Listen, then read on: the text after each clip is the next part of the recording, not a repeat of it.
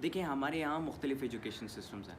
पहला हमारा अपना बोर्ड बेस्ड जो एजुकेशनल सिस्टम है, जिस तरह हमारा फेडरल बोर्ड है, केपी एक बोर्ड है, पंजाब बोर्ड है या सिंध बोर्ड है, और दूसरा O levels and A levels हैं। इन दोनों में बड़ा डिफरेंस ये है कि जो हमारा अपना बोर्ड बेस्ड सिस्टम है, उसमें जो कंटेंट होता है, वो महदूद होता है।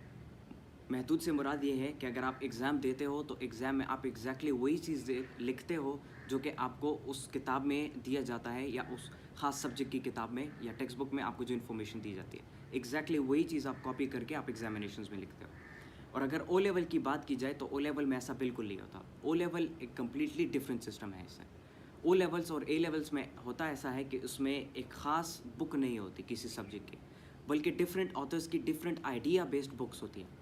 अगर इकोनॉमिक की बात की जाए या अगर इंग्लिश की बात की जाए तो मतलब उसको डिफरेंट ऑथर्स ने जो है अपने तरीके से उस बुक को एक्सप्लेन किया है या एग्जामिनेशंस को, और जो आइडिया है, जो कंटेंट है, उसको एक्सप्लेन किया, और आप उससे आइडिया गेन करके कॉन्सेप्चुअल बेसिस पर आप उस आइडिया को गेन करके, और ना सिर्फ किताबों से बल्कि डिफरेंट सोर्सेज से भी आप आइडिया गैदर करते हो, और उसी आइडिया को मैनेज करके टाइम के बुनियाद पर, डिफरेंट चीज़ों के बुनियाद पर उसको मैनेज करके आप एग्जामिनेशंस देते हो। ये एक बहुत बड़ा फ़र्क है हमारे एजुकेशन सिस्टम में ओ लेवल्स और ए लेवल्स में। और इसमें जो नॉन नेटिव्स हैं, या मैं कह सकता हूँ जिनके लिए इंग्लिश सेकंड लैंग्वेज है या थर्ड लैंग्वेज है, जिस तरह हमारे पाकिस्तान के लोग हैं, श्रीलंका के लोग हैं, बांग्लादेश के लोग हैं, इंडिया के जो लोग हैं, उनको जो है ओ लेवल्स के एग्ज़ाम देने में तकलीफ़ होती है या मसला होता है। वो सही तरीके से ग्रेड्स हासिल नहीं कर पाते ओ लेवल्स या ए लेवल्स के एग्ज़ामिनेशंस में। उनको मैं ये कहना चाहता हूँ कि अगर आप चाहते ये हैं कि आप अच्छे ग्रेड्स हासिल कर पाओ ओ लेवल्स और ए लेवल्स में, और आप ये चाहते हो कि आप अपनी एजुकेशन को फर्दर आप फॉरेन कंट्रीज़ में जो है आप उसको कंटिन्यू करो, तो उसके लिए ये चार चीज़ें, इन चार स्किल्स को हासिल करना बहुत ज़्यादा ज़रूरी है। इन चार स्किल्स के ऊपर काम करना बहुत ज़्यादा ज़रूरी है, जिनमें सबसे पहला आइडिया है। आइडिया से मेरा मुराद ये है कि जिस तरह मैंने पहले आपको कहा, ओ लेवल्स की जो बुक्स होती है वो डिफरेंट ऑथर्स की होती हैं, तो उन डिफरेंट ऑथर्स की डिफरेंट किताबों को पढ़ के आप आइडिया गेन करते हो। उसके अलावा डिफरेंट सोर्सेज से आप आइडिया को गेन करते हो, और उसी आइडिया को मैनेज करके आप एग्ज़ाम में उसी आइडिया को लिखते हो अपने कॉन्सेप्ट के बुनियाद पर। तो इस तरीके से आप ओ लेवल्स में अच्छे मार्क्स हासिल कर पाओगे।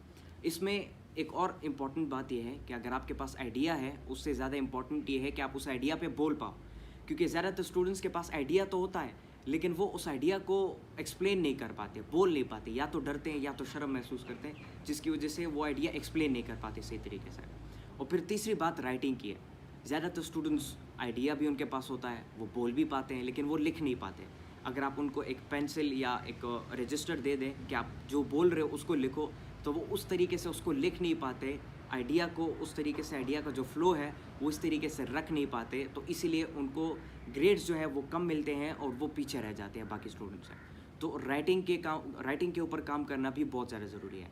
और चौथा, जो कि इन तीनों से ज़्यादा ज़रूरी है, वो है टाइम मैनेजमेंट। टाइम मैनेजमेंट से मेरा मुराद ये है कि अगर एग्जामिनेशंस की बात की जाए, तो जब आप एग्ज़ाम देते हो, पेपर देते हो, तो आपको एक ख़ास टाइम दिया जाता है, और इस टाइम के बुनियाद पर आपने जो है अपना तमाम आइडिया जो कि डिफरेंट ऑथर से आप लेते हो, डिफरेंट किताबों को पढ़ के आप लेते हो, डिफरेंट सोर्सेज से पढ़ को आप लेते हो, वो इतने बड़े आइडिया को इतने में करके लिखना, ये टाइम मैनेजमेंट के थ्रू होता है।